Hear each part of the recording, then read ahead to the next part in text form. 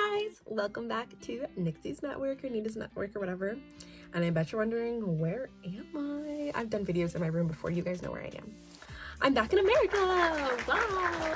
I actually had a whole nother video planned for today. I was actually going to tell you guys about, I was going to show you guys my vlog of Shonen Jump Festa when I was in Tokyo, Japan.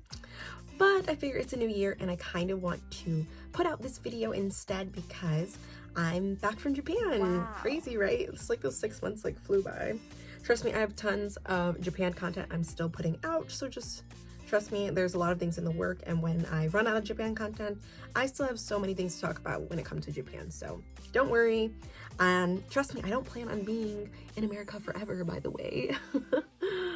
But I am in America, surprisingly. So I have tons of things I want to talk about. I just got my hair done too, by the way, so that's why I keep playing with my hair. Like, doesn't it look good? Last time you guys saw me, I had braids in, and I really needed to get my hair done being back in America, and it looks so good, doesn't it? I don't even have any makeup on. This is like me natural, like bare face, and I feel like I never really have makeup on when I do these videos.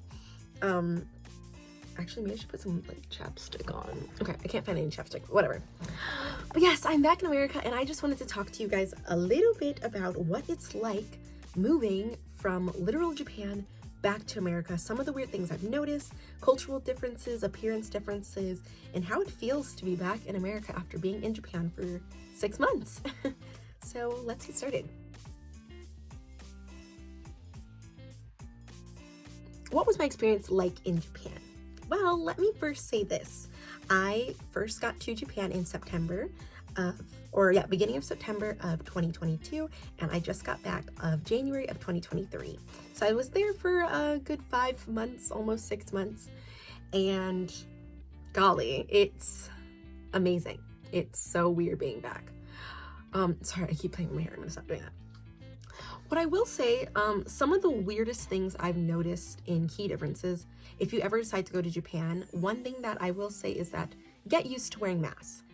In all my videos and all my vlogs, you see me wearing a mask outside, inside, basically wherever I went, and that's because people in Japan still wear masks, and honestly, I kind of didn't mind it. Like, obviously, I knew before coming that I was gonna have to wear a mask indoors and whatnot, especially being in school, but wearing a mask every single day outside, it was hot. It was definitely hot. Definitely a little different, but, you know, honestly, it wasn't a big deal, but I will say you have to get used to wearing masks. Being back here in America, it feels really weird not wearing a mask. Literally getting off the plane, no one's wearing masks in the airport.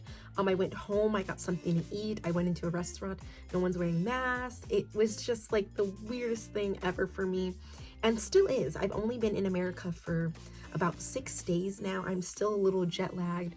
It's about 3 o'clock here in America, or at least where I am. I'm in Michigan right now, and every day still feels so weird. Like, it feels like it doesn't feel like I'm here, and I'm so sad. I want to go back. I really want to go back to Japan. Yes, so that's one thing. If you're going to Japan, pack some masks, and if you don't pack any masks, trust me, you can probably buy them anywhere. They're always around every corner at every convenience store. Get used to wearing a mask because you will have to wear a mask everywhere you go in Japan. And, you know, being a foreigner coming in, it's a little weird at times, but it's honestly not too bad. It's, you know, you'll get used to it.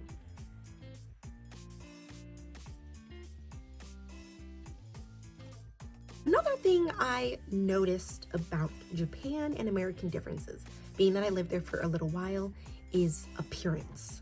Appearance is a huge thing in Japan that I was just really what's the word, insecure about. Appearance was a huge thing in Japan. Not only are you a foreigner, you know, you come in, you have a whole different style, you look different. Everyone there is Japanese, of course, you know, they have their own sort of things, but I didn't realize how big beauty standards are in Japan. Now, what I mean by beauty standards is that in America, it's common to wear maybe sweatshirt, jeans, sweatpants, you know, just your common everyday wear. But for women, it's a different story. Now, where I stayed in Japan was Nagoya, Japan.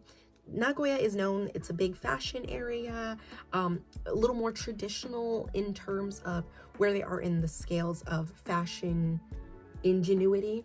So what I wore to class every day was skirts, dresses, tights, long skirts, body hair completely covered. And I found that very interesting because in America, I probably wear the complete opposite. Well, sort of, not really, like I am wearing a sweater right now.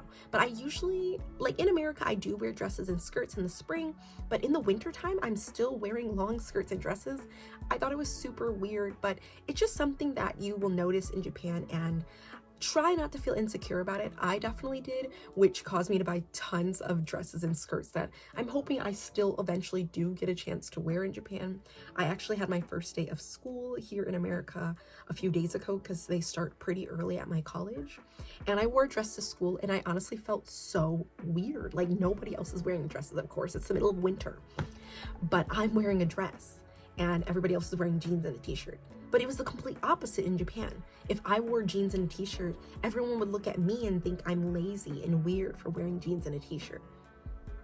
Completely weird. I'm still getting used to it. But that being said, I think it's because the standards of women are very different in Japan compared to how they are in America. I'd say for men, it's similar in that category, but jeans are more common for men to wear. But you will also see a lot of men in Japan wearing dress pants or nice shoes as if they're going on a business meeting, but really you're going to school. Like, I can't be comfortable in going to school. They have this standard, if you're wearing jeans and stuff, you're lazy, you didn't put yourself together. And to me, it's so weird. Like, I liked wearing dresses and skirts, so honestly, it didn't really bother me. But now I feel weird wearing dresses and skirts. Like, there's no win. I'm telling you, there's no win.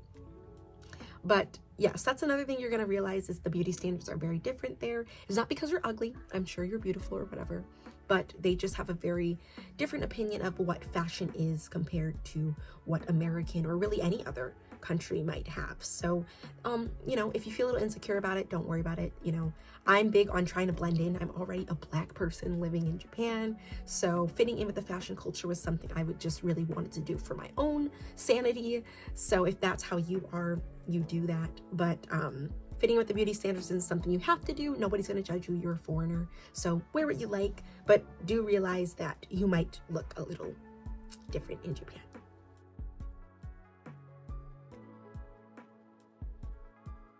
Dating in Japan. Now, here I am spilling a little bit of tea, and I don't want to go into too much detail. I can always do a part 2 of this later. But dating in Japan, it seems almost non-existent, okay? Now, I'm only telling you because I've learned tea from what some of my Japanese friends told me, but dating in Japan is very interesting. They don't really date on like dating apps and things of that nature. It's more of in-person sort of settings. They're not doing the, SEX, they're not doing all of that. It's very traditional. The only reason I asked is because, I like to go out clubbing, and the clubbing lifestyle was very different in Japan, which I can get into more of that later. Basically, when I went to a club, I was like, oh, like, where are we gonna go out, meet cute guys and stuff? And they think foreigners are attractive because they think foreigners have the idea that we want to date all crazy and go out and get it on, stuff like that. But in reality, foreigners are looking for their spouse just like anybody else. Some are, at least I think. But Japan has this idea that we are dating for almost marriage. Like, I'm going to be with this person for eternity. So that's why I think for them, things are a little more serious when it comes to stuff like that. They don't even kiss. Like, kissing is not something that is very common in Japan, like first dates and stuff. Hopefully I'm not calling out someone, but one of my friends told me he went on a date with a Japanese girl or Japanese, person near our college. And, he was like, yeah, I thought we were gonna do something that night. But he told her that, no, we can't kiss unless we are together, unless we're dating. And I was just like, oh, that's very odd. And so I started asking some of my other Japanese friends, is that something common? And they said, oh yeah, that's very common in our culture. We have to make sure that we're gonna be with this person. This has to be serious. And I found that very surprising. Granted, I didn't come in with the ideas that I'm gonna get with some Japanese person and, be with them forever.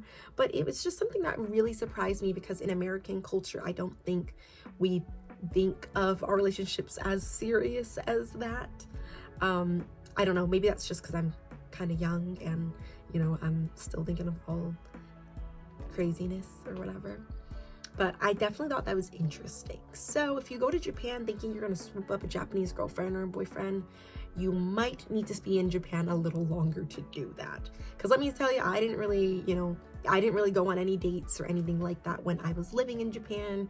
I really was just making friends and going to school. So I can't really tell you about any of my experiences necessarily. I can only tell you the tea of somebody else's experiences. So just letting you guys know, if you do, you might be disappointed. So there's that.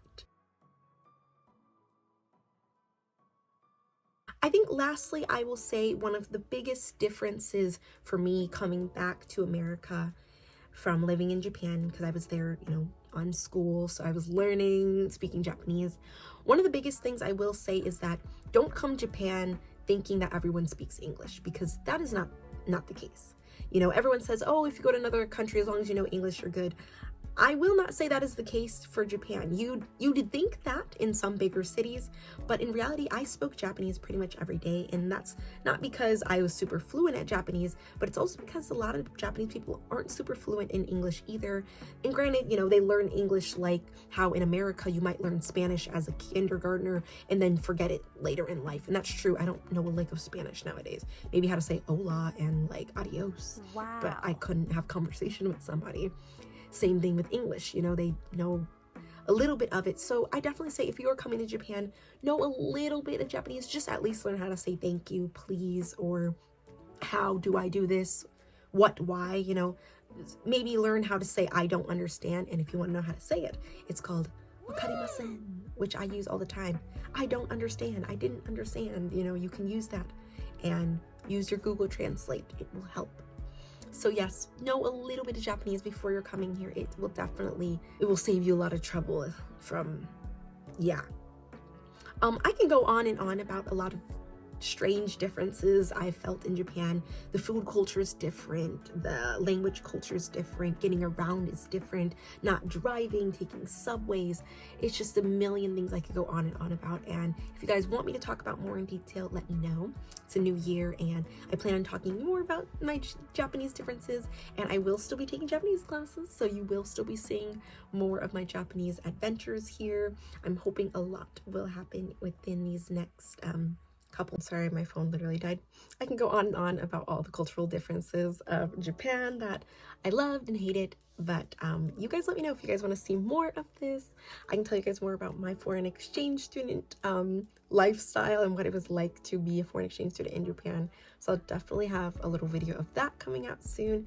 But next week, I promise I'm going to show you guys what it's like to go to Shonen Jump Festa in Tokyo, Japan. So please stay tuned for that. And yeah, if you guys like this video, like, comment, subscribe, and please follow my Instagram if you haven't already. It's at Nixie_Gabriella, so I'd appreciate it if you guys wanted to check it out. I'm doing a competition right now, and if you guys would love to vote for me in this competition, all the details and stuff are in my Instagram. It's in the link in my bio, all that good stuff. So please be sure to check it out. Vote for me.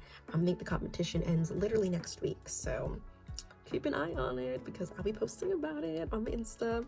Let me also say thank you guys so much for the ones who have been subscribing, because I'm almost at 500 subs. Like, thank you.